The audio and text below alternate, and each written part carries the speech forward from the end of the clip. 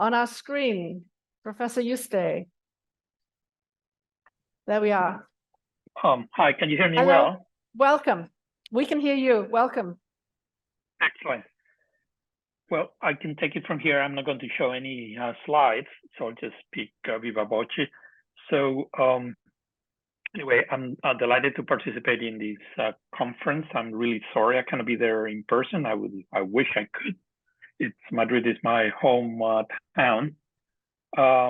But in fact, I was at the U.S. Brain Initiative meeting, which just ended. So, and I can report about it later if you want. So I'm going to speak. I understand I have about we have about 45 minutes, including Q&A. Please correct me if I'm wrong. So I will talk for about maybe 35 minutes, and I will do a brief review of the state of neurotechnology, and then I will discuss why the ethical and societal consequences of neurotechnology, in our humble point of view, demand a human rights approach. So this is the concept of neuro rights or brain rights. And then hopefully we'll have a good 50 minutes for discussion. Great. So let me get, yeah, sounds like a plan. Great. So yeah, it was actually it's extremely pertinent, this issue. As you know, last week, Elon Musk Neuralink announced that they're starting human trials. They got FDA approval to get started for an implantable chip. And the declared objective of Neuralink is to mentally augment humans by infusing our brain processing with artificial intelligence using neurotechnology. So let's just step back and discuss, okay, what is neurotechnology? Can we define it a little bit more precisely? So I would argue that one definition of neurotechnology are methods, tools, or devices to do two things: to either record the activity of the brain, to be more precise, of the nervous system, either central nervous system or peripheral nervous system, or to modulate or alter the activity of the brain, of the nervous system, okay? So this is the only thing that neurotechnology does. It either sort of records, reads, or activates, sort of writes activity. And these devices could be electrical, they could be electronic chips, integrated circuits like we just mentioning. They could be optical, using lasers, using near infrared. They could be magnetic. I think you probably have heard talks on either magnetic imaging or magnetic stimulation.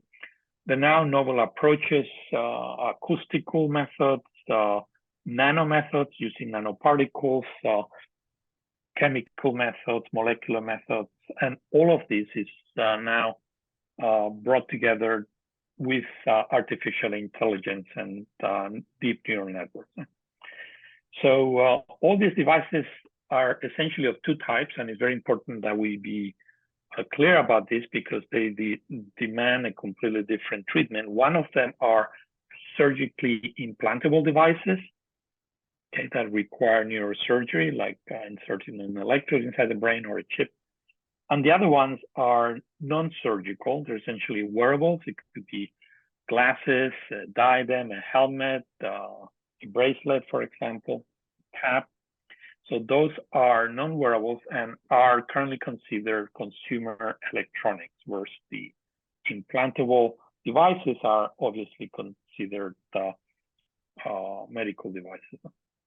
Okay, so why is neurotechnology important? Why should we worry about neurotechnology? Well, turns out that the brain is not just another organ of the body, happens to be the organ that generates all of our mental and cognitive abilities. I'm talking about our thoughts, our memories, our emotions, our imaginations, our decision-making. In fact, all of our behavior is generated by the complex interactions of approximately 86 billion neurons that we have in our in our brains. So by definition, technology that lets you record and alter brain activity will sooner or later enable you to record and alter mental activity. And as you know, mental activity is the essence of the human being. That's how we define ourselves as a species, our mental and cognitive abilities. So this is the first time that humanity has a technology that enables us to get to the heart of who we are, to the core biology of who we are. And this has major implications. These are fundamental implications. One set of implications are scientific, because again, with neurotechnology, we may be able to finally get to a general theory of brain function and understand how the brain works and how it generates our mental activity, how it generates our mind. So this is going to be a tremendous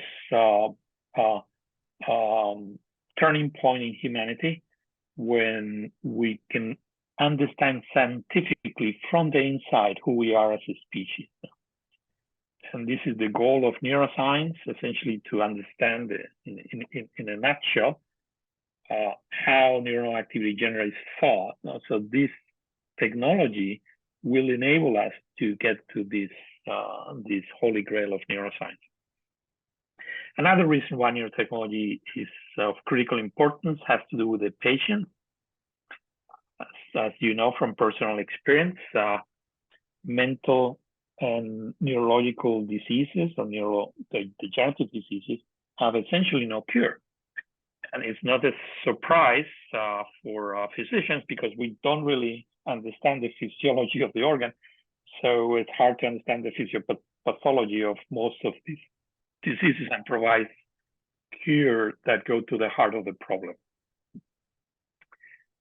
It's estimated that about a third of humanity will suffer brain diseases during the life of a person. So, and this is something that could be greatly alleviated with neurotechnology, because again, we may be able to understand the physiology of the organ, to try to understand the physiopathology of all these diseases with neurotechnology, and then provide better diagnostic tools and of course, better therapies that go to the root of the problem. There's another reason why neurotechnology is important, and this has to do with its commercial application. I think there's a wide belief in the tech industry that the next revolution, as technology progressed from the mainframe computers to the PC and from the PC to the cell phone, the next step will be from a cell phone that we have in our pocket to some sort of headgear, some sort of device that we wear in our head that would enable us to directly connect us to the net instead of using our fingers and our eyes like we do now with a cell phone, using directly some sort of brain-computer interaction. So that has made neurotechnology the target of gigantic investments by the tech industry in the last few years. There's a final reason why neurotechnology is important, and this has to do with its military applications. It could be weaponized, and in fact, there's some efforts ongoing already. So this, of course, makes this technology something that we should be critically considering as we think about the future. Okay, so I told you what is neurotechnology, what type of neurotechnology is there, why neurotechnology is important. So why do we have to worry about neurotechnology now as opposed to 10 years ago or 10 or 20 years into the future? Well, so part of the reason has to do with President Obama, who in 2013 launched the US Brain Initiative. So this is a large-scale project to develop neurotechnology for these reasons, for scientific reasons, for medical reasons, and for commercial reasons. Obama never mentioned any weaponization of the neurotechnology that happened after him. So the US Brain Initiative, it's a 15-year project that currently involves over 550 laboratories around the country and the world. And the funding for this fiscal year it's $900 million. It's been supported by different U.S. presidents, by the U.S. Congress in a bipartisan, unanimous votes, no? And it's starting to generate a lot of these tools, particular tools to use in humans, particularly for non-invasive purposes. No? So the U.S. Brain Initiative led the way, and that triggered the inception of other brain initiatives in other countries, including China, whose brain initiative is supposed to be 3 times larger than the American one, and it's actually run by the military and aims to merge neurotechnology with AI. There is a brain initiative in Japan. There's a brain initiative in South Korea, in Australia, in Canada, in Israel. And concomitant with the US Brain Initiative, Europe launched the Human Brain Project, which is, I think it's ending this year, which has a little bit of a different focus. It's not really focused on technology, it's more focused on data generated by technology, but it's very complementary. So all these brain initiatives around the world got together and in 2017 decided to unite as an international brain initiative. So this is loosely coordinated as we speak, but this is a global effort to develop neurotechnology. I told you also the private industry has not stayed on the sides, but has jumping in. In fact, we are estimating that as of last year already, private investment in neurotechnology in the US outspent the US Brain Initiative by probably a factor of 6. So we're living the transition from these government-driven programs to develop neurotechnology to the private industry taking the lead. So what can you do with neurotechnology today? No? So let me first tell you what you can do in animal studies and then what you can do in human studies. So with animals, laboratories like myself, we use mice, for example, and many labs around the country, the world, are doing similar things. And we use very powerful neurotechnology using optics, nonlinear optics, using lasers to essentially measure the activity of brain circuits with single cell resolution and manipulate this activity also with single cell resolution using holographic optogenetics. So with these methods, just as an example, a few years ago, we published a study in which we were recording the activity of the visual cortex of the mouse. And when we do that, we can actually decode what the mouse is looking at. No? So that's something actually it's done pretty commonly nowadays. You can decode the visual scene from recording with neurotechnology the activity of neural circuits in the visual cortex. But what was interesting about our project was that using a second laser, we were able to program the neurons in the visual cortex of the mouse and essentially implant an image into the visual cortex of the mouse, an image that the mouse was not looking at. No? And the mouse behaved as if it had seen this image. In other words, we can implant like a hallucination into the head of the mouse and take over control of its perception. And this experiment was repeated already by 3 different laboratories in the US and in the UK. And it speaks to the power of neurotechnology to both decode and manipulate brain activity in the visual cortex, at least. Our colleagues at MIT, led by Tonegawa and many other groups, are using a different type of neurotechnology with genetic strategies to implant false memories into the hippocampus of mice. Again, this is now has been widely replicated. It's not news, no? That we have enough precision in our measurement of neuronal activity and decoding and encoding neuronal activity to the point that we can make a mouse believe that he has an experience that he's never had. So this is control of memory and control of perception. So what can you do in humans? Okay, so you could argue that what you can do in a mouse today, you could do in a human tomorrow. Well, what about the use of new technology in humans? So you've heard a lot of this already in this conference. I'm trying not to repeat the phenomenal uses of neurotechnology for in patients with implantable devices, both to record activity and decode speech, for example, from paralyzed patients, BCIs that enables paralyzed patients to move, like you saw in this recent study, but this is again not news, and transmagnetic stimulation, as you probably have heard from Alvaro. It's used widely in the clinic and has FDA approvals for several brain diseases. But what I wanted to highlight is the recent development of non-surgical neurotechnology, and particularly in the last year, there's been a flurry of papers that have demonstrated that you can use non-implantable neurotechnology to decode and manipulate brain activity with increasing effectiveness. For example, and the reason that this has happened in the last year has been because of the application of AI. So all of these studies are using deep neural networks, which, as you know, it's the bread and butter of the tech industry, and they've been able to decode neural activity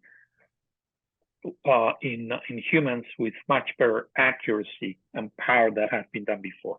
So let me point out two papers that have been published using fMRI to decode images that you can conjure in your mind. There's a group in Osaka, in Japan, who published a paper last year, and just recently a similar results have been obtained by a group from Singapore. You probably have seen the recent paper of using fMRI to decode speech from a group at the University of Texas, Austin.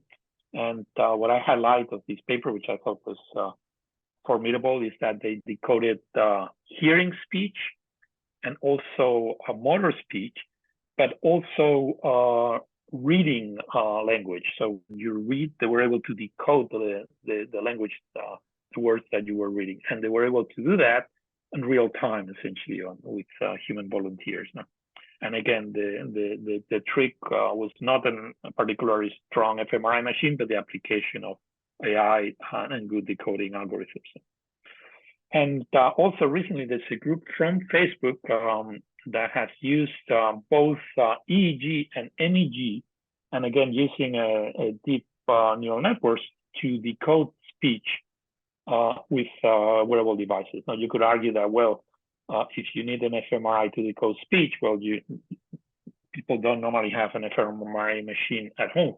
But in EEG, it's something that it's becoming. You can buy EEG devices commercially. So this is starting to bring this decoding ability of speech to the marketplace. And that's exactly what Facebook wants to do now. They're interested in being able to build what they call a thought-to-text device that will be able to decode the words that you want to type into your computer screen.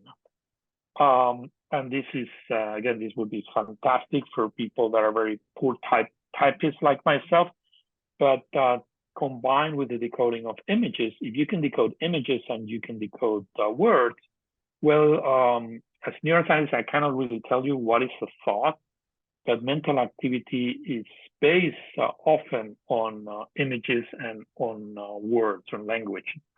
So by non-invasive decoding of images and languages and speech, you're starting to get close to the decoding of mental activity. So, and finally, just in terms of stimulation of using non-invasive stimulation, there was a recent paper from Boston University using transmagnetic stimulation to enhance memory in both patients and in human volunteers. And specifically, they enhance both short-term and long-term memory. So this speaks to the possibility of the beginning of mental augmentation. There's many groups around the world that are building, and companies that are building transmagnetic stimulators. In fact, there's a whole cadre of a makers movement that are build your own transmagnetic stimulation. And now there's some scientific evidence that at least one version of magnetic stimulation can be used to enhance one's memory. So, of course, this raises a lot of ethical and societal issues, and now I'm going to discuss the neuro rights phenomenon, the movement, really. So this all started with a group of us, 25 colleagues, including Jose Carmena, who's at the meeting, representing all the brain initiatives of all the different countries that I mentioned earlier. Also experts coming from the clinic, from Neurotechnology, from the private industry, from Silicon Valley. And we got together at the meeting in 2017 here in the Morningside campus of Columbia University. So we call ourselves the Morningside Group. And in this meeting, we study the ethical and societal consequences of neurotechnology. And we came to the conclusion that this is a human rights issue. In other words, if this is not a human rights issue, what is a human rights issue? So why did we say that? We identified 5 areas where a human rights approach was merited in order to deal with the potential ethical and societal consequences of neurotechnology. The first, and we coined the term neuro rights or brain rights as new human rights that would essentially cover these areas of challenge. So the first neuro right would be the right, according to the Morningside Group, the right to our own mental privacy, so that brain activity cannot be decoded without your consent. The second neuro right would be the right to your own identity, to your own mental identity. In other words, to yourself, to your consciousness. And you would think that this is something that maybe science fiction. Well, it turns out that already from some patient studies using deep brain stimulation in Parkinson's in particular, very often these patients report alterations in personality. And sometimes this is reported not by the patient themselves, but by the family members. They say that every time the stimulator is on, the grandpa turns into a different person.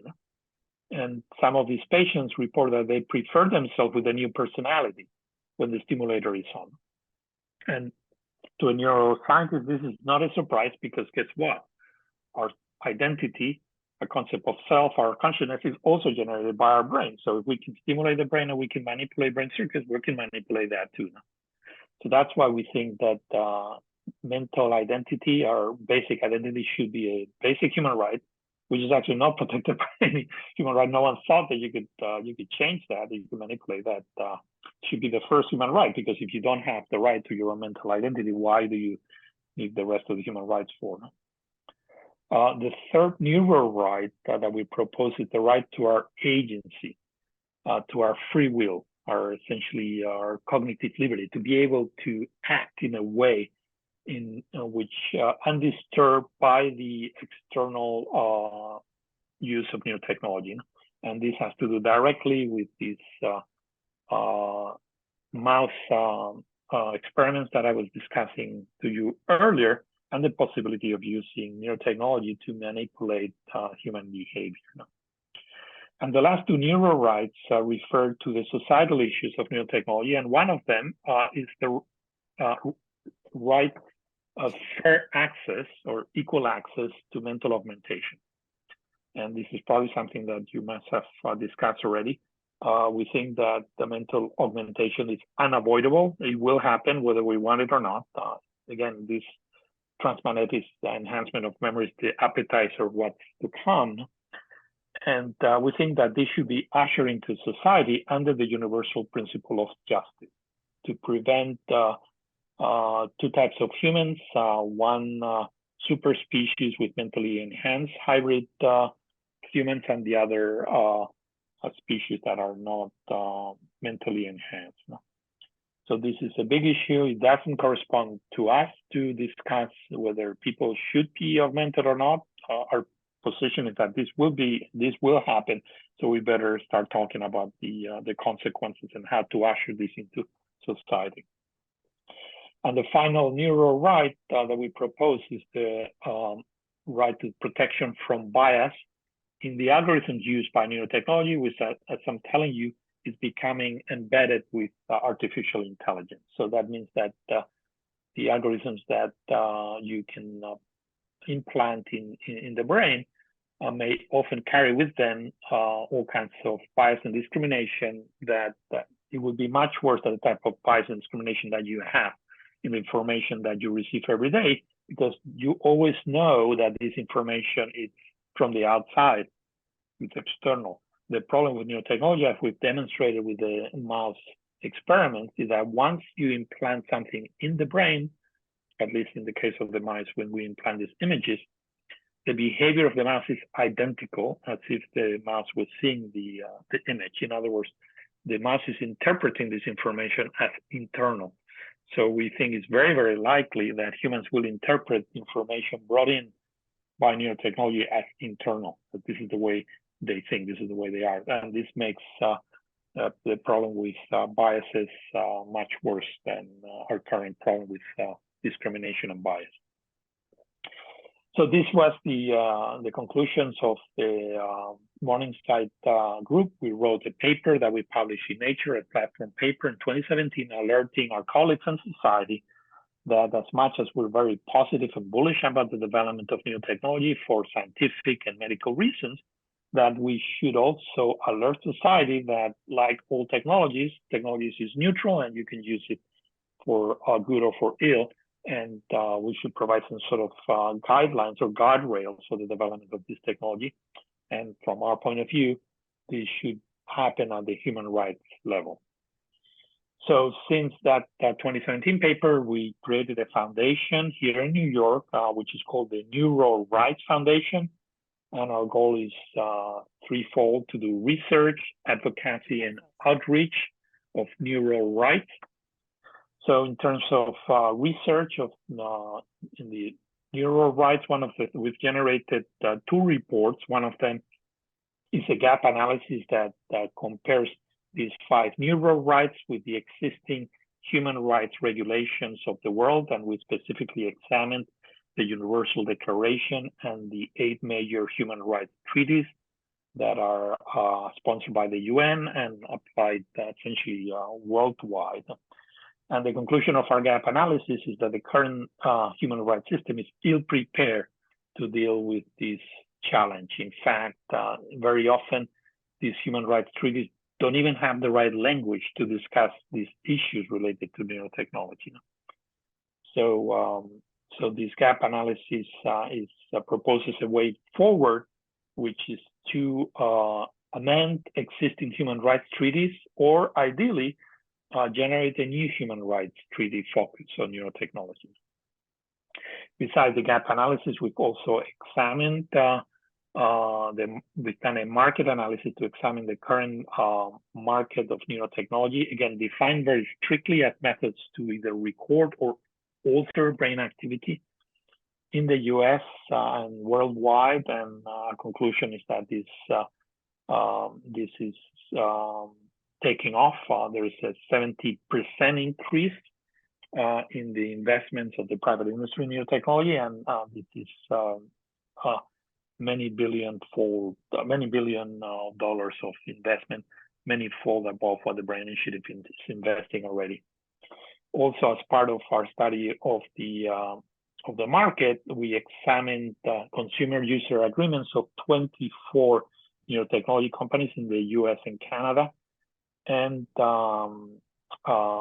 we found that every single company took possession of the brain data of the user. The consumer user agreements are the little boxes you have to click in order to turn on the device that is filled with legalese, with small print. Anyway, we went through all that legalese. And unfortunately, I have to tell you that 24 out of 24 companies behave in what we would call a predatory fashion, taking ownership of all the brain data. They can decode the brain data, they can destroy, they can sell it without the consent of the user. In fact, in about half of the companies, if the user wants to have access to his or her brain data, you have to pay the company. So this is essentially the Wild West. The companies, there's no regulation for neurotechnology and I'm discussing now the non-surgical neurotechnology, the non-implantable, the wearable neurotechnology. It's essentially treated as consumer electronics by current laws. So the companies are essentially taking ownership of all the data. So in terms of our advocacy on neural rights, we've worked with different countries and international organizations. Maybe the most significant thing I want to report is what happened with the Republic of Chile, where we advised the Chilean Senate in a constitutional amendment to Article 19 of the Chilean Constitution. And this amendment was approved unanimously by the Senate, by the Chamber, and signed into law by the President of Chile in October of 2021. And this amendment is a brief text that protects brain activity and the information that comes from it as a basic constitutional right for all the citizens in Chile. So this is the first country, to our knowledge, where there's some sort of protection of a human rights level protection of brain activity and the information that comes from it. Besides this constitutional amendment, we also advise and help the Chilean Senate and the Congress to generate a bill of law, which has been, which describes how neurotechnology should be specifically regulated in this country. The bill of law had passed the Senate. It was unanimously approved, and it's under discussion in the House now, the Chamber. And what's interesting about this bill of law is sort of brings in neurotechnology within the existing set of legislation in Chile. And it applies what's called the medical model.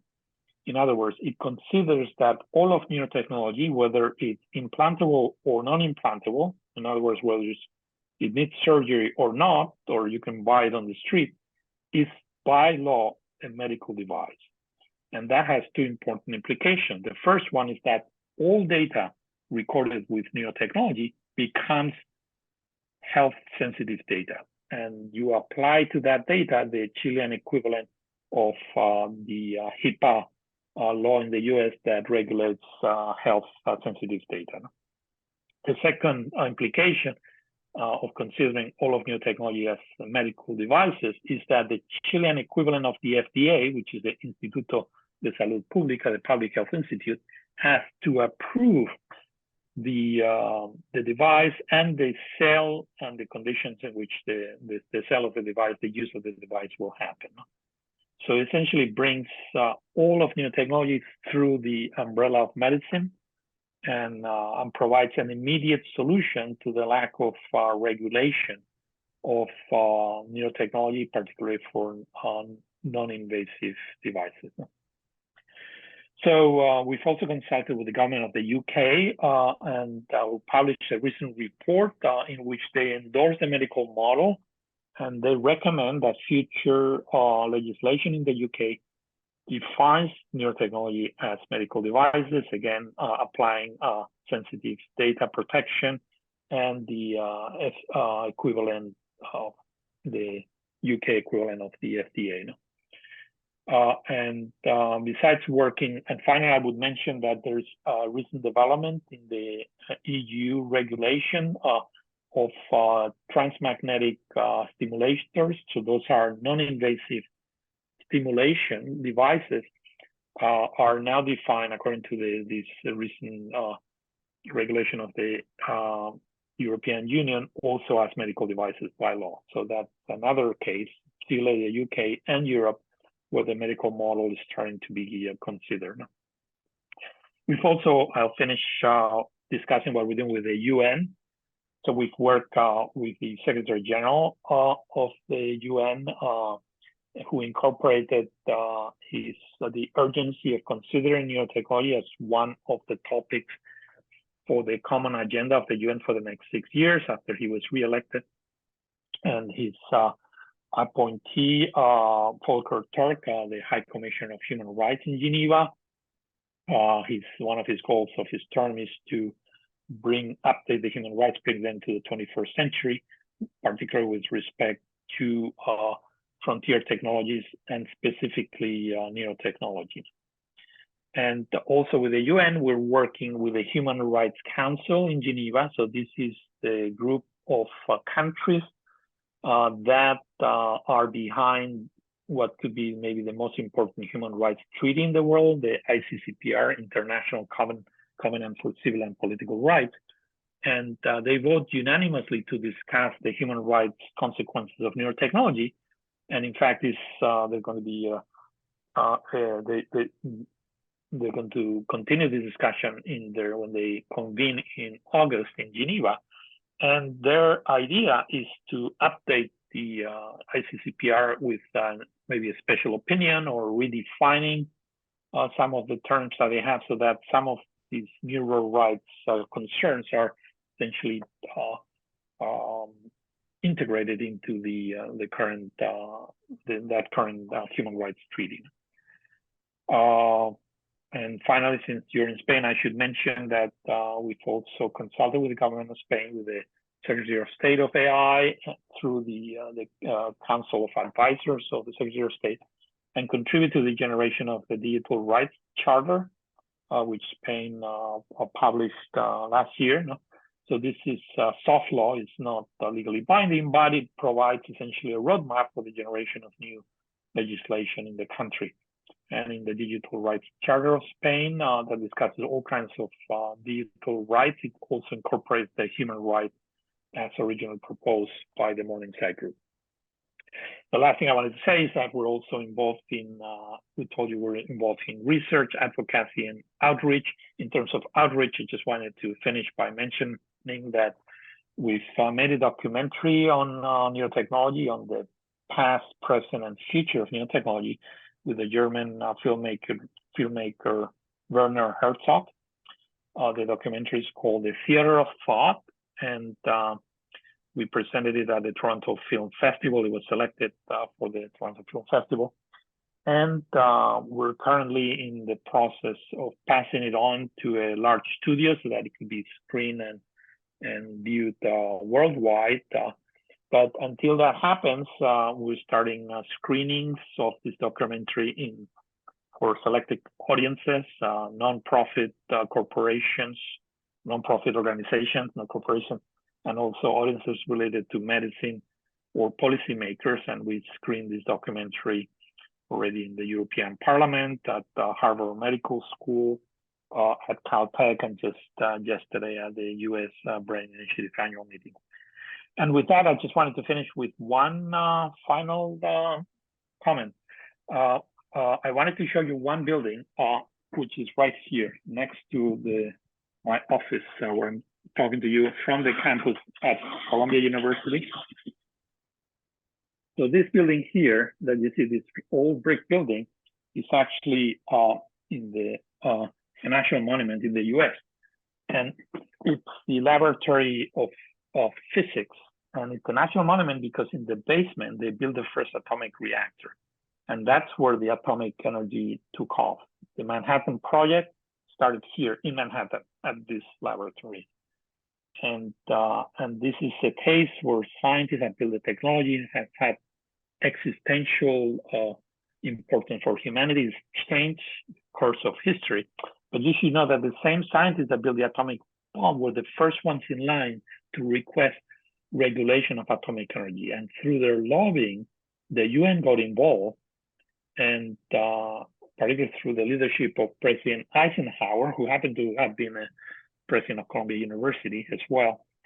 And that led to the creation of the Atomic Energy Agency in Vienna in the 1950s that has regulated the use for peaceful and military use of atomic energy since then. fingers crossed without any mistakes. So I think with neurotechnology, we have another instance of an existential technology which has tremendous benefits for humanity. So don't get me wrong. This is something we must develop as soon as we can, if anything, to help the patients that need our help urgently. But we have to ensure that this development and ushering of new technology into the society is done following ethical rules, and from our point of view, respecting sets of human rights that we are going to have to update as fast as we can. Thank you. Thank you. Thank you very much.